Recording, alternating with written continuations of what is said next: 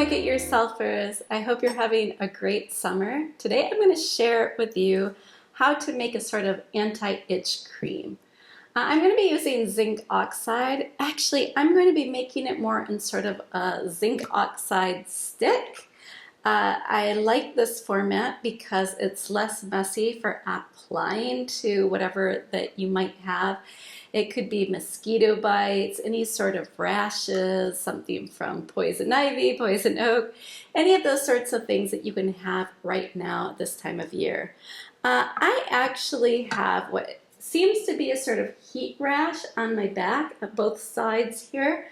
And it was really itchy for several days and it was really bothering me. And I decided I was going to whip something up just to help with that. And amazingly, I made this last night and it worked really well. I still have a bit of the rash there, but it's not as itchy and it doesn't look as red. So it looks like it has been helping quite a bit.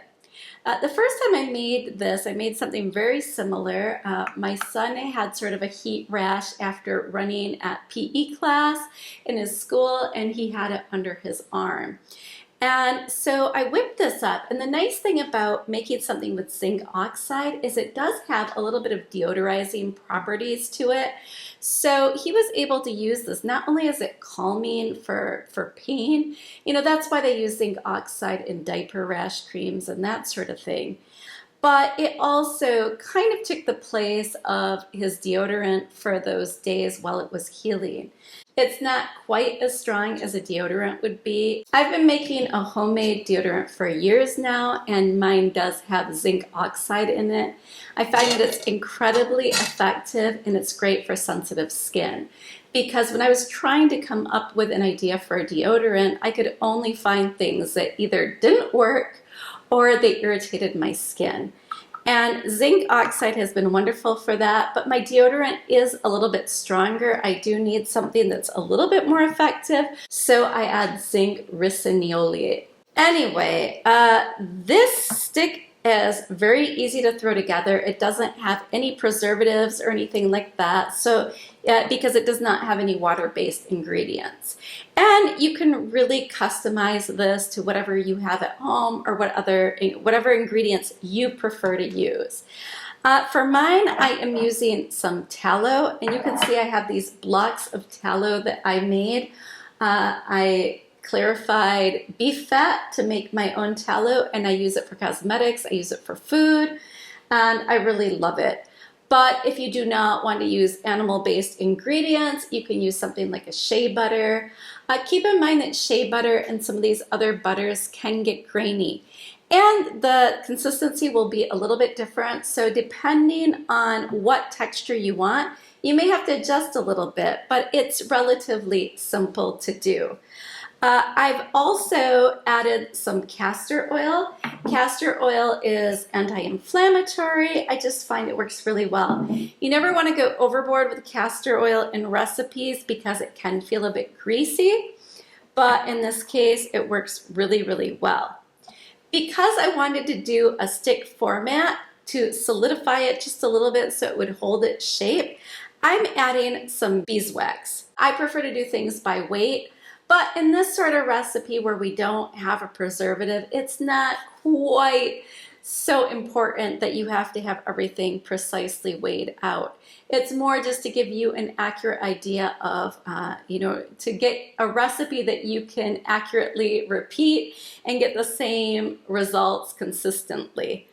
But if you really don't care that much about that, I can give you sort of an estimate of how much this is. I would say a couple of tablespoons of tallow or whatever butter you're using, maybe about a teaspoon of oil, about a teaspoon or maybe a little bit more than that of the beeswax, and then a little bit under a teaspoon, maybe or half a teaspoon, 3/4 of a teaspoon of the zinc oxide. And again, the reason I'm saying this is because this recipe is very forgiving and you can just adjust it to suit your needs. So, but I like to use this. This is a jeweler's scale. it works really well for these really tiny recipes. When I'm making larger recipes, I will use a kitchen scale, but this is a lot more precise for small measurements. You can see I am using, these are like mini deodorant sticks. You can even use chapsticks containers, whatever you happen to have. If you want to make a little bit larger batch, you can actually use regular size deodorant containers too. And you can even recycle those. They're kind of hard to clean out. Maybe I will do that in another post someday to explain how you can reuse some of these containers. But these are very handy for this sort of thing. It's also handy for just travel deodorant if you need something, you know, just to have with you. There are some other optional ingredients. I like to add just like a drop of vitamin E. I do not like working in drops. I like working by weight. But when we're working with such small amounts, it's hard to get anything. You can't really get less than a drop of this. But generally, vitamin E, it's an antioxidant that you would want at 0.5% of your recipe by weight.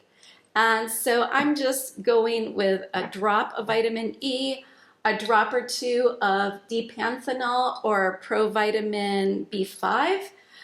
This is optional too, but it's really good to add to anything that you want healing with. It's great for hair care recipes and skincare recipes, and I add it to just about everything. And then today I'm going to be using blue tansy oil. I happen to have this. It's kind of an expensive oil.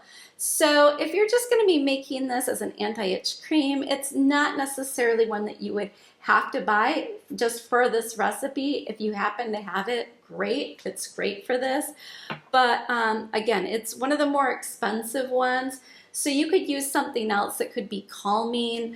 If you have a Roman chamomile, that would be great. Even lavender. And you could just leave the essential oils out. The essential oils will give a little bit of scent to it, and then if they happen to have a soothing or healing property, then that would be great. And when I write out the post, I'll give you some other ideas. That's what I was going to use. I couldn't find my Roman chamomile, and I remembered I had blue tansy. And blue tansy, even though I only put a drop or two, it will give it a slight blue tint to it. It's got quite a potent blue color to it. And so that's kind of a fun essential oil. Now what I like to do is I will heat this all up in a double boiler insert. These are really handy for this sort of thing. But you don't have to use this. You can use whatever you happen to have. You can use like a little jar and put all of your ingredients in a jar, and then you can have that in a pot of water. And that makes it be a heated water bath that will just gently heat the ingredients. And that's the best way to do it. Now what we're gonna do is basically just heat up the tallow with the beeswax first. We wanna make sure that the beeswax is fully melted.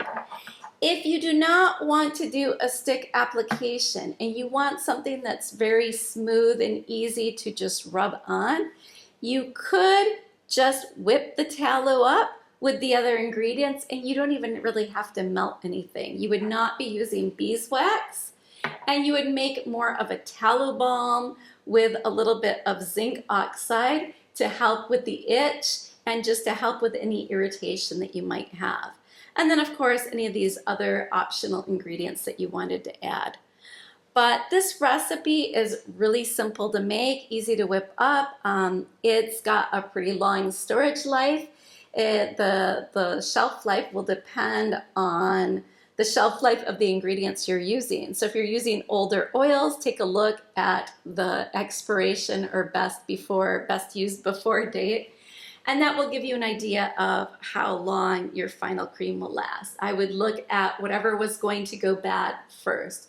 Although with this sort of thing, really when it goes bad, it's more going to just start getting a rancid smell to it. It would still be usable, just not as pleasant to use. And eventually, essential oils and that sort of thing can cause sensitivity if you start keeping them too long. So that's another thing to keep in mind. But this should keep for months, if not years. especially if you keep it well stored in a cool, dark place. Um, but I still like making small amounts for something like this. I just think it's handy. You can just pop this in your purse. This holds up really well with heat. If you didn't have the beeswax, you would have to be very careful. It still can melt, so don't put this in your purse and then leave your purse out in the sun or in a hot car and expect it to keep well. But for most day-to-day uses, this will work really well like this. There's not much more to say about this. I will have more information in the blog post on my blog, but let's just get to it and make this. First, weigh out your ingredients. I'm using 20 grams of tallow. You could also use shea butter, 5 grams of castor oil, 4 grams of beeswax, and 2 grams of zinc oxide. In the double boiler insert, I first melt together the tallow, the oil, and the beeswax. After that has melted and cooled down slightly, I add in the zinc oxide and the other ingredients. Once everything is well mixed, you can pour them into your containers. Here I'm using little mini deodorant containers. As some people have complained about the cleanup for these sorts of recipes with zinc oxide and waxes, I just wanted to show that what you should do is remove as much as you can with a spatula. You can use that on your skin directly, and then this is one of the few times that I use a paper towel and I really clean out all of the solid before I try cleaning it with water and soap. This will make it so that you don't gunk up your sponges with the mixture. Once it's cooled down and solidified fully, you can apply it to wherever you need it. Because of the zinc oxide, you will notice that there is a little bit of whiteness to it, but overall, if you rub it in, it's barely noticeable. Once you've filled up your tubes, you can stick these in the fridge to cool them up a little bit quicker, and it will solidify pretty quickly. Well, you could just leave them out at room temperature and it will solidify. A lot of the different ingredients, tallow not so much, but shea butter and some of the other butters will get grainy if they take a long time to cool down. So you can avoid that by just popping it in the fridge or the freezer, and just in a couple of minutes your stick should be ready. You will notice that if your stick was more liquid at the time you poured it, you might get a little bit of an indentation at the top. You can use this sort of thing for all kinds of skin irritation. You could probably even use this as a sort of diaper balm. You might want to use less beeswax or just use the version without beeswax. Just to make sure that you can apply it without any sort of irritation to the baby. And you might want to be very careful with what essential oils you use, or maybe just leave them out completely. When you are working with babies, it's always best to err on the side of just being as natural as possible. So yeah, a little bit of tallow, maybe a little bit of oil of some sort. You could even use olive oil or something like that, and just a tad of zinc oxide, and that is plenty. But for me, I really like having the added effects of the essential oils and some of these other ingredients. I hope you enjoyed this. If you did, I would love for you to give me a thumbs up and to subscribe to my channel for more videos like this. Until next time.